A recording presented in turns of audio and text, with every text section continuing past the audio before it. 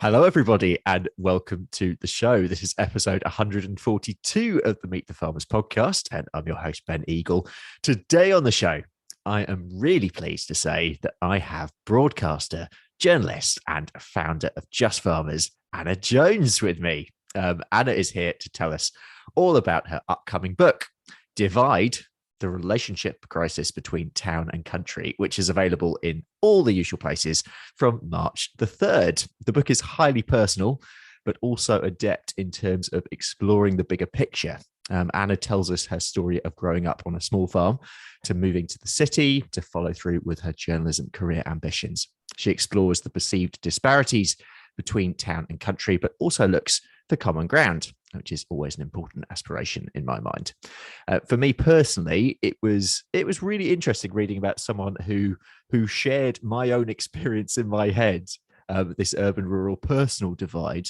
So I have friends in town and country, and having lived for some years in Bristol, and now back on the family farm in Essex, I too really share this personal rural-urban divide in terms of understanding my own identity. So it was absolutely fascinating reading this book, and we haven't even started the interview yet. But honestly, guys, please go out, pre-order it, and if you're listening to this after March the 3rd, please order a copy as well, because it is really fascinating. As it says on the book sleeve, this book will surely start conversations, which I hope it will. Anna, welcome to the podcast. Thank you so much for coming on. Thank you so much for inviting me on. Like another bucket list. Yeah, on Meet the Farmers. Wow. Well, as you can tell, I'm probably quite excited. I'm probably more excited than you are to have you. I think we're both pretty excited. I think so. I've given a brief intro, mostly to the book there, but obviously the book is a lot about you as well. But can you introduce yourself to listeners? I know that many listeners will already know of you and your work. Well, first of all, thank you for introducing it so brilliantly and for plugging the book like that. And I'm really pleased that that it resonated with you, Ben, because that's kind of what I was aiming for. So yeah, a bit about me. My name's Anna. I grew up on a small family beef and sheep farm right on the border between England and Wales, near Oswestry in Shropshire, and went to university, studied journalism, kind of knew at a freakishly young age that that's what I wanted to be. And kind of once I do set my mind on things, I tend to be quite focused. And then I went to do journalism at uni and then worked in newspapers as a reporter in general news, sort of door knocking for a few years, and then knew that I wanted to somehow bring farming into my journalism career. And that's when I sort of started banging on the door of the BBC. 2006, got a job on Countryfile, spent 12 years at the BBC, working on various rural affairs programmes, from Countryfile to Farming Today to On Your Farm on Radio 4, and then went freelance. And as you've mentioned, off the back of my Nuffield scholarship, which looked at the coverage of agriculture in the media, and the relationship there that isn't always positive, I decided to set up something to try and help. And Just Farmers is my small way of trying to build bridges between an urban media and a rural farming population. And I think all of this whole experience is what's led to the book. Yeah. I mean, you mentioned there that you knew what you wanted to do from quite an early age, which not everyone has. Why do you think? It's not a cool answer, unfortunately. Do you remember those PSC lessons that you used to have in school? Yeah. So we had a teacher that came in and was going around the class and asking what everyone wanted to be. And I knew I wanted to be some kind of city power woman. And I had this, I think I'd watched a lot of 80s movies, and in the 80s it was all about power dressing women, and it was quite a feminist time. And as a young, impressionable, 8-9-year-old or whatever, watching these women, I was always like, I want to stride around Manhattan in heels. I want to be like that. And so I always thought I was going to be a lawyer, because that's the ultimate striding around in heels job. And then that PSC lesson, I remember one of the girls in my class said that she wanted to be a journalist. And it was the first time I'd ever heard that word journalist out loud. But I remember thinking, oh my God, that's me. Like, I love talking. I love asking questions. I'm very, very nosy, and I love writing. And I remember I nicked the idea off a girl in class. Like, that's so not cool, is it? But That is the truth. And then fast forward several years, and like I say, you've outlined your career so far in that, and so many highlights in that. But I mean, why do you think you struggled to reconcile that direction that you've been so determined to go down with your rural upbringing? My rural upbringing was something that I really took for granted when I was a child. And I think that was for lots of reasons. One, at that time, 1990s, farming was having a very, very difficult time. And Dad did not encourage any of us, me nor my two sisters, to go into farming. In fact, he actively discouraged it. Yep. And, he wanted us to explore the world. He wanted us to get an education, like get educated. He used to say that all the time, yep. Go and do something else. And Mum was very adventurous as well, and was all about kind of go out there and, have adventures. And the school that I was in never encouraged agriculture either, or it really never acknowledged that we were rural kids growing up in an agricultural community. It kind of wanted to push you away from it. If you showed any kind of academic ability, I remember that subtle pressure from the teachers of you go to university, you go. So I think there was that kind of pushed me away from my rural life. And then I eventually ended up, I was quite old when I moved to a city for the first time. I was 25 when I moved to Birmingham. And because Preston, where I went to uni, wasn't a city when I was in uni, it was still a town. Yeah. And so 25, ended up in Birmingham, and I just had the best time. Yeah. For a couple of years, I kind of forgot home, really. Okay. I really threw myself into it. And the only time I ever really went to the countryside was when I went to music festivals. And, so I really, really embraced urban life. And I didn't realize that I was changing. And I think very, very subtly changing. And I felt when I went home, a sort of formality had sprung up between people that I had known all my life, like in my community. Like we used to talk so freely, we'd pass each other on the road and wind the window down on the lane and have a good old chin wag. But suddenly people were more formal around me or less familiar. And I suddenly realized, I was like, my God, I'm not part of this community anymore. People are different around me. People think that I'm different. And you know what? I probably am different. And, I'd stopped going to Young Farmers. I stopped going to the Royal Welsh Show, socializing with young country people. I wasn't doing it as much as I used to. And it was like a door had clicked shut behind me. And I started to feel like I was losing a part of myself. And I know that might sound dramatic, but I'm sure there must be other people that have felt that. And because you do change moving to a city. And not just that, the people in your community, in your farming community, look at you differently because you've moved to the city. Yeah. And I had this conversation with Matt Naylor, flower grower from Lincolnshire, and he was saying, it's true. You see these people that go off and have their life in the city, and they come back, and the community does look at them differently. They don't quite fit in the same way anymore. And that was a great sadness to me, probably more than a sadness. It was kind of an anxiety and a panic. And that's one of the reasons I went for my Nuffield scholarship and applied, because I was trying to get something back that I felt like I was in danger of losing. So that's why I did struggle, as you say, to sort of reconcile those two identities. I think that was the beginning of that struggle, was that recognition that I was changing. Yeah, I mean, so much that resonates with me. And both, especially at school, and also growing up on, we were a dairy farm in the 90s, end of the MMB, and it was a terrible time on the farm, and so much so that me and my sister back then, we were definitely got the feeling. I don't think we were it ever came up as a conversation, but I felt massively discouraged, definitely, from both going into the family business, but also just agriculture generally. I don't think it even featured as even a prospect. It was always go and do something else, make something else with your life. And then similarly, how you were saying when you moved to Birmingham, I know when I moved to Bristol, and definitely for that first sort of few years, I completely get that as well. You don't even think, but it was strangely for me, it was actually moving away that then reattracted me to that rural heritage. And it was that actually got me back out onto farms. I started doing lots of volunteering in conservation, then I ended up going into conservation as well for a time. But it's fascinating how when you experience both sides, and this is what one of the things I love about the book, it actually makes you think about that, which we don't really think about generally. It makes you think about both those sides. Anyway, I'm rambling. Let's go back to you. No, I love hearing it because you're right. People don't talk about it. It has been overlooked and it's never consciously acknowledged, which I think is a mistake. And that's why I love talking about it and hearing your experiences, Ben, because it's kind of been, when it's reflected back at you from other people's experiences, you think, oh God, this isn't just me. This is a thing. This is a cultural difference that actually it's important to acknowledge it, and it's important to acknowledge that there are different identities that go with being an urban person or a rural person.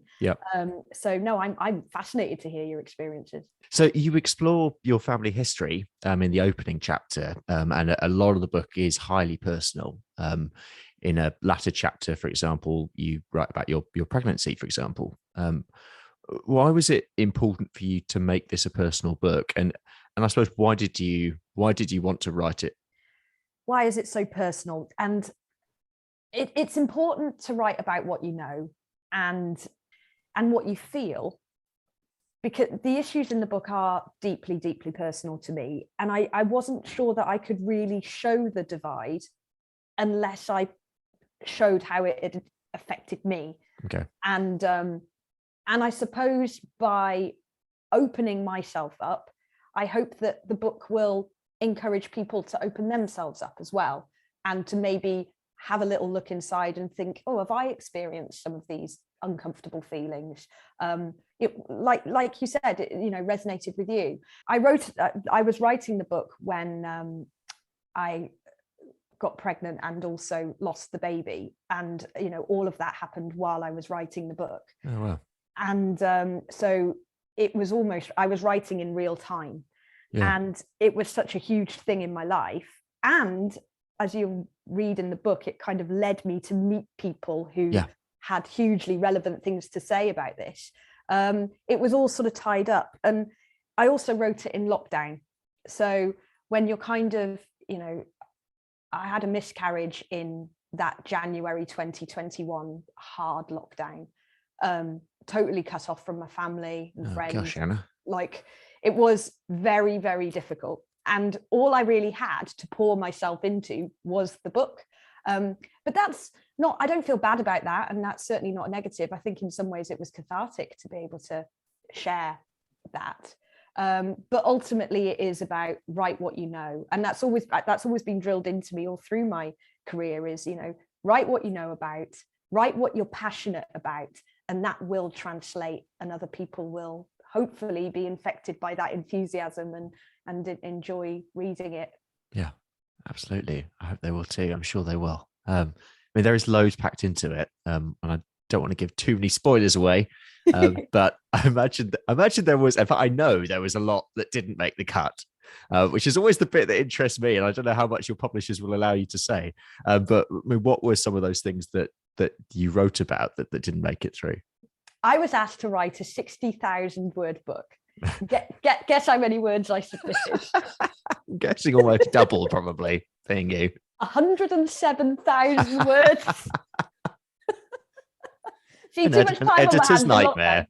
Yeah, it was. I mean, I know when they gave me the contract and it said 60,000 words, I remember thinking, oh my God, I'm never going to be able to write that much. But as soon as I started writing, it all just came spilling out. So rather than salami slicing through the whole book, one of the things that the publisher decided to do was take out a whole chapter. They just took out a whole chapter, which was called Culture. There was a culture chapter in there. Right. And the culture chapter looked at fashion, country clothing and streetwear. It talked about how we converse. It talked about the culture of the livestock markets. It talked a lot about country sports, actually. There was a lot on shooting and hunting and things in that chapter.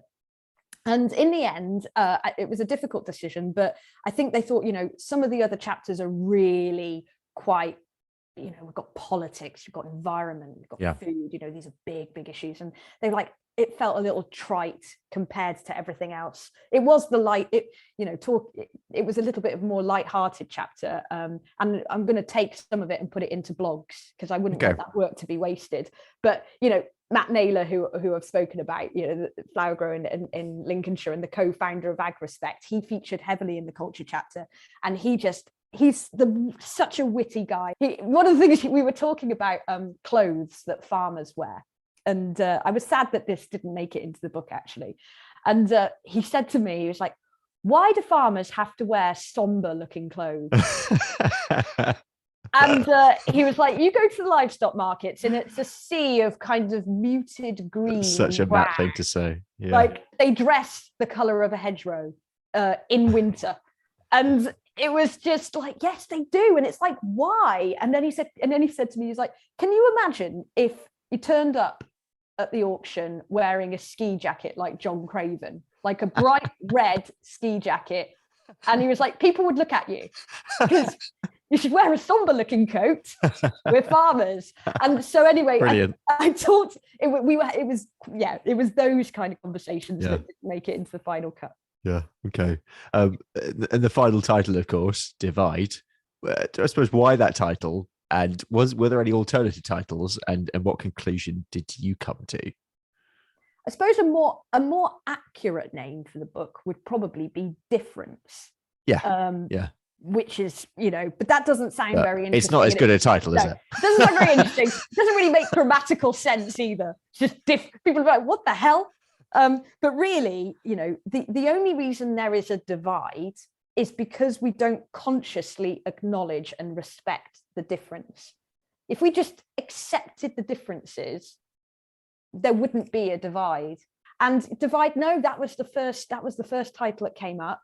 And then that was it. There was the tagline was going to be different, and I'm really glad they changed it because it was a bit crap looking back.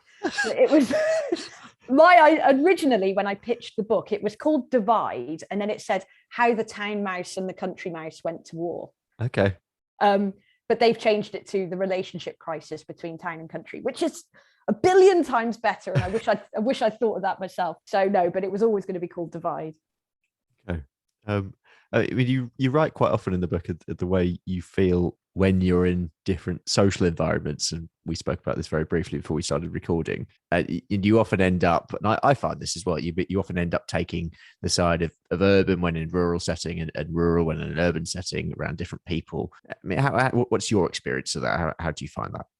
Difficult, lonely, upsetting, and definitely isolating. Because it wears on you after a while when you're constantly playing devil's advocate.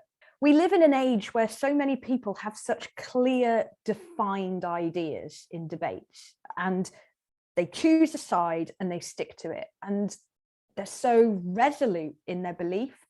And I don't know what that feels like. I've never been resolute in my ideas around these debates. And I think that's partly because I'm a journalist. Yeah. And it is my job to kind of listen and explore and question all different angles. Secondly, I'm BBC trained, and whatever you think about the BBC, I think it's bonkers that people think the BBC is biased, because you are just any opinions are just like hammered out of you. Like, you are not allowed opinions on anything, so impartiality has been kind of like absolutely drilled into me at the BBC, but also because I do live in these two worlds. You've got one foot in both camps, and how can you set yourself on an extreme end of a spectrum when you've got all of these different influences around you and all these different opinions? So I think before I wrote the book, in the years before I wrote it, I was getting really down about it, because I was like, I am fed up of never belonging to a tribe. I'm fed up of always feeling on the outside, always being the bad guy, always losing, and just getting it in the neck. Dinner parties, you're just like Mrs. Unpopular, and then you go to something else in the countryside and you're Mrs. Unpopular there as well, and you're just kind of like, what? And that, now having written the book, I think it's kind of made me feel a little bit more confident in that now. So I'm like, actually, it's all right to be on the outside and to never feel like you truly belong to the tribe. That is okay. But ultimately, we're humans and we want to belong, don't we? We want to fit in. And sometimes if you're a bit of an urban rural half breed like I am, you don't always fit in. Yeah, I mean, there's a brilliant section of the book in that politics section where, because I one of the things I love is the way that you describe those experiences of the interview process that you have with people and the way that you meet people. There's a particular couple in Bristol who you meet, and I love that conversation. I'm not going to get going too much because, again, read the book, guys. So in the politics section, you write in there of a sort of window of opportunity we seem to have at the moment in terms of bringing people together in the countryside in some sort of shared project of tackling the various crises we have. And I know there are strong views on this work, but and there's also dichotomous views as well. We've got food security, we've got tackling the nature and climate crisis. I mean, you speak to a lot of different people in lots of different settings. What's your sense on sort of feeling of unity? And also it's been such a profound shift. I remember on the day after Brexit Day, I was still living in Bristol then. And I remember walking down Park Street, actually, just the sort of shock and disbelief. But also going out to a lot of farmers and speaking to people in sort of rural settings as well that time. And I suppose the Scotland debate as well, if we're going back a few years before then as well, we had Brexit, the whole European debate. And now, obviously, we've got the Ukraine crisis, which we'll see how that shifts as well. I suppose this is a very long way of saying that. What is your personal feeling as someone who speaks to a lot of different people in different settings on that question of unity? Where are we right now? I'm an eternal optimist, which gets me into trouble sometimes because I always like to see the bright side. I'm definitely a glass half full person.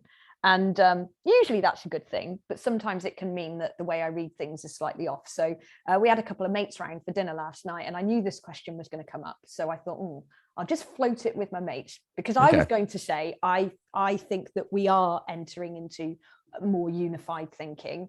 And I'll explain why in a moment. But I asked my two friends about it and they were just like, no, not in any way. It's like more divided than ever. And they were like, politics is going to get even more divisive. And I was like, oh, right, okay. So I asked them why. And my friend Vicky made a really interesting point. And she goes, it doesn't matter if politics is divisive or not. The way that we now commentate on politics is so divisive because of social media that it will keep public conversation in a divisive place because of the way social media works and the way the algorithms work and the way that it kind of plays to the less nice aspects of our human nature, these sort of this echo chamber thinking and so on. So I was a bit bummed out by that. I was like, oh, right, okay. Because what I was going to say was what I found while I was writing the book was that yes, when you look at belief systems and when you look at groups and when you look at ideologies, has the world ever been less divided? We are in a bit of a polarized place. But when you talk to the individuals, and as you said there, I do talk to a lot of different people in the book, it kind of melts away and it's not there anymore. People on an individual basis are so much more understanding, accepting, compassionate, empathetic, and willing to engage. I never met anyone who I felt summed up, the kind of, I don't want to listen to anyone who doesn't think like me. I actually haven't. Have you met a person like that? Yes. Have you? Maybe all the people I'm talking to are too nice. I've met some people like that, but they're definitely in the minority. Yes, I have met people like that as well, but you're right. They are in the minority. They're not most people, but sometimes when we read newspapers or we look at social media, it can give you the impression that most people are like that, which they're not. So I would say, very long way of saying it is, I hope that there is potential for us to be entering a more unified age, because it is possible. I actually remember starting university and one of my journalism lecturers saying to me, and this was in the early noughties, we are living in an age of consensus politics. And I always remember that. And I was like, God, how boring. how boring to be at university. Yeah. You know, I'm supposed to be like marching against things and picketing and just having opinions. And there were, it's a consensus age of politics. And I remember, but how I yearn for that now, how I am nostalgic for that. And I want that back. So yeah, I would say to 18-year-old me, careful what you wish for. You know, you've got it pretty damn good. So it's obviously possible to have that more unified, less divisive way of running the country and being as people. I hope it comes back. Okay. What about food? And you write extensively in the book about food experiences. And I'm actually provide one quote. We're going to get one quote of the book here. Where are we? Okay, farming and the countryside feel very far away. This is speaking of an area of Bristol that you're in. Yet food culture in this deeply urban area is flourishing. There's a Whole Food deli and artisan bakery just a 2-minute walk up the street. I can explore the cuisines of India, Poland, Somalia, China, Thailand, Italy, Latin America, and the Caribbean, all within a square mile of my house. And then you later write the reaction that your parents had to a butternut squash you left for them, which I loved. You also write of the reasons why people in different environments might choose to eat what they eat. Why do you think it's important that we talk about those questions in the context of an urban-rural divide? Why is food so important still, or is it so important still? Yeah, so the butternut squash, or that bloody out orange thing, as my dad calls it. In that chapter, I do call out this trend for saying food and farming, and putting them together as this one entity. And I know that the NFU do it because I think they think, well, people don't care about farming, but they care about food. Yep. So if we package our issues and the things that we want the public to get on board with, if we package it as food and farming together, that'll help people get on board because they can relate to the food bit. And I actually think it's a mistake to just shove the two together and assume that people are going to get it, that they are one, that they are entwined. And that works both in an urban setting and a rural setting. So in an urban setting, food flourishing, yeah, absolutely. And I write about my partner, Alex, who spends a lot of money on food. He is a foodie. Yeah. He will put foodie as part of his identity. But he didn't give a crap about farming before that. Absolutely never thought about it. It literally, and I'm not exact, it literally never crossed his mind how the food that he adores so much was produced, where it was raised, what country it was from. He's never looked at a label of meat. He doesn't know what the red tractor is, and he's never asked where food comes from in a restaurant. So, and he's not unique. That goes for most of my friends in the city. But then bring it to the countryside, and the farmers that I know in my family and in my circles, a lot of them, they love talking about commodities. They love talking about farming, and they love talking about livestock. Yep. But baking and cooking and menus and recipes, no. Yeah. This is George Young's vendetta, isn't it? Yeah, exactly. And he's in the book, and I give him a great platform to get that out there, and I share it. I do. And a connection to farming does not automatically mean that you are connected to food. You might not really give a jot about food, but be a farmer. So from those two things, I'm like, beware the danger of packaging food and farming together and assuming that people in rural and urban areas have the same interpretation of that phrase. And then I talk a lot about food insecurity and food poverty as well. And so often food poverty is seen as an urban issue. And I was astounded in the research for the book to uncover how much it is just a problem in rural areas as well. And I talk about the UK and the US. And the food deserts of the countryside, where you're surrounded by food and you can't buy it anywhere, particularly fresh produce. Food is something where there are urban-rural divides running through it. And what I try and do in the book is unpack it a little bit and try and separate these forces of food and farming and kind of look at them on their own, and then try and see how they intersect with each other. Yeah. And then there's the environment chapter, and I thought this was particularly fascinating as well.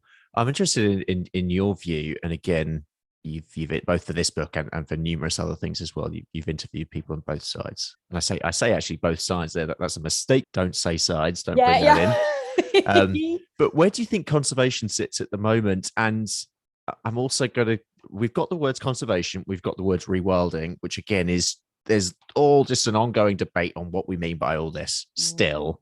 But where do you think conservation sits on that urban rural question? Who does it belong to? Yeah, it's a really good, and I spent lots of time pondering this. So on the surface, the environment conservation question is not an urban rural issue. It's that decades-long conflict between agriculture and conservation. Yeah. But the urban rural thing is there, and you don't have to just, if you scratch the surface, it's there. And if you look at the climate action movement, Extinction Rebellion, if you look at vegan activism, these are inherently urban movements with the nucleus is in the cities. And farming, still predominantly land-based, rural, employs a lot of rural people. So at its heart, on the kind of like more activist level, these are different cultures with different life experiences, different politics. But when those two worlds come together, all of that again kind of melts away. So I use my sister as an example. So my sister is a conservationist and a very ecologically educated person. And she's worked for the National Trust as a ranger. She's worked for the wildlife trusts on natural flood management. She's now working for Bug Life as a conservation officer, doing lots on pollinator highways and linking up habitat to create networks for pollinators around Shropshire. She's also a farmer's daughter with exactly the same upbringing as mine, and comes from a farming community. Her experiences, and when you talk to her about her work with farmers, it is so far away from the debates that we read about in the news, and that conservationists and farmers are just at each other's throats and it's this big old battle. When you talk to people that are kind of living both worlds, and there's a lot of conservationists that come from farming backgrounds or come from rural communities and are still in those rural communities, and they're working for National Trust or whatever. And you kind of think, actually, there's a subtlety to this relationship that we're missing in the national debate about agriculture and conservation, and we're kind of missing where the two just cross over so much. Because Kate isn't, unique. There'll be a lot of farmers' daughters that are ecologists. And I don't think necessarily the national conversation, which tends to always drag these things into a binary black or white debate, leans enough on those people, and the amount of conservationists that go into farming. Like, I know a lot of people, first generation farmers that come from ecological backgrounds that are farming.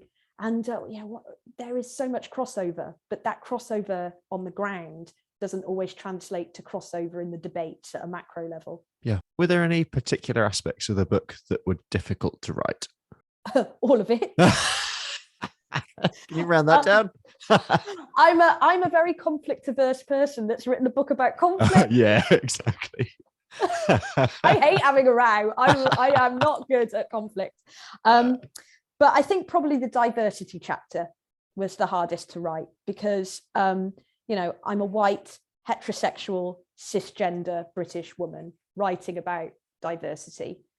That was difficult. And, so it's so important, it's about the people's stories and people with different experiences to me that I could go to and ask questions. And I'm so grateful to all of the people that feature in that chapter for their openness and for allowing me to ask difficult questions about really sensitive subjects, because it is uncomfortable to talk about diversity, particularly for white people. White people are very uncomfortable talking about racism and talking about diversity, and the people I've spoken to in the book have helped me overcome some of that discomfort. Probably the diversity chapter, I think, took me the longest time to write. Adam Henson has called the book a brilliant call to action for town and country to work together like never before. what does working together really mean for you, do you reckon? Acknowledging difference. And once you acknowledge it, accepting it with empathy and compassion, and then listening to each other. And then you can work together. So it's kind of before the kind of like actual work can happen, it's kind of like a process. And, and working together, that could be like the really big stuff. So, we've seen Keir Starmer saying that he's going after Boris's blue wall in the same way that Boris went after Labour's red wall. Yep. I find that really fascinating, and I really, really looking forward to watch how that plays out, because it's fresh and it's new, and it's like, Labour aren't just overlooking the blue rural areas. Yeah. That will be a really interesting process to watch. The NFU engaging with urban schools, making a real effort to get into, inner city areas, dog walkers talking to landowners talking to dog walkers. All these things are working together, but none of it is, in my opinion, it won't get very far unless we go through a conscious acknowledgement that you are probably going to see the world very differently if you were brought up in an urban area to somebody that was brought up in a rural area. And it sounds so blinking obvious. The whole time I was writing this book, my main insecurity is oh God, this is just so bleeding obvious. Everyone knows this. But yes, we know it. And I think because it is so kind of obvious, it's hiding in plain sight as a problem. Yeah. Because you're like, well, yeah, we know the city and the countryside is different, but we don't ever examine why. What problems could it be causing when we don't fully understand why? So we do have one question, and that's from Mr. Will Evans. Why are many farmers seemingly obsessed with vegans when they represent such a small proportion of the UK population? And is it detrimental to us as an industry by making us seem desperately insecure about what we do? I think it's a really good question. Yeah, that's the banging question. Yeah, happy to take that. And first thing I'd say is I understand it. I understand that obsession because I've experienced it myself when I was about 9 or 10. And when I was in primary school, a vegetarian came to the school, and her family had moved down from Manchester. And I remember the arguments we had about meat eating in the school hall over our lunchboxes. And I was I remember the feeling of threat, and I remember like, I need to win this argument. I need to make her see why we should eat animals and why, it's okay to produce animals and kill them for meat. And I remember that. And I remember feeling like it became like an obsession. Yeah. And the reason it became an obsession for me was because it felt like a threat, and it came from insecurity. Just as Will said, it was absolute insecurity. It was somebody had come into our community that thought what we did for a living was wrong, and that made me feel like there was something wrong with me. And if you feel like there's something wrong with you, then you're going to fight to defend. And but I learned an important lesson as a little girl talking to a vegetarian, and that was to get over the threat, to accept that people think differently. What they choose to put in their mouths is their business, not your business. And you can accept it. So I do understand, because I have felt that anger in my belly, and I have felt that need to defend my way of life and what my family do and what my family have done for generations. And but Will is right. When it becomes an obsession, it does give off not a nice image of our industry, and it can come across as very insecure and aggressive. And I'm sure that's how I came off, when I was 9 years old. I'm sure I did, because I remember being very angry. So we have got to get a grip of it, because it can get a bit ridiculous. A couple of years ago, I remember there was a headline in the Farmers Guardian, and I pulled it out, and the headline was, "Farmers must galvanize against organized vegans." I was like, what? Really? We're getting into this kind of language? Yeah. So I think what we need to remember is that vegans have a lot in common with farmers. Together, they make up like 2% of the UK population. Yep. They both like animals. They both care a lot about the issues much of the rest of the population doesn't give two hoots about. Yep. So they are actually very, very united and very, very informed, and care about the same things. So if we start to see what we have in common with vegans rather than what sets us apart, we might get over the obsession. We're going to round this up, and I'm going to finish with the same two questions that I asked everyone at the end of the show. The first is, Anna Jones, if you have a message for the public, what would it be? Yeah, there is a message for the public, and I think particularly if you're an urban person, because the thing that I found about the urban-rural disconnect is that it is felt very palpably and very emotionally by rural people, but not so much by urban people. Absolutely.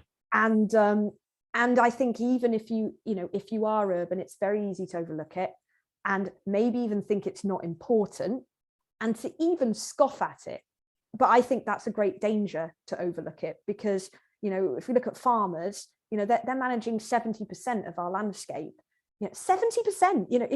And it's in the urban world where our government departments are based, where the head offices of our conservation organizations are based, where our media resides. All of this is in big cities, and these are the people that have big opinions and big ambitions for the countryside, and they really want to change it.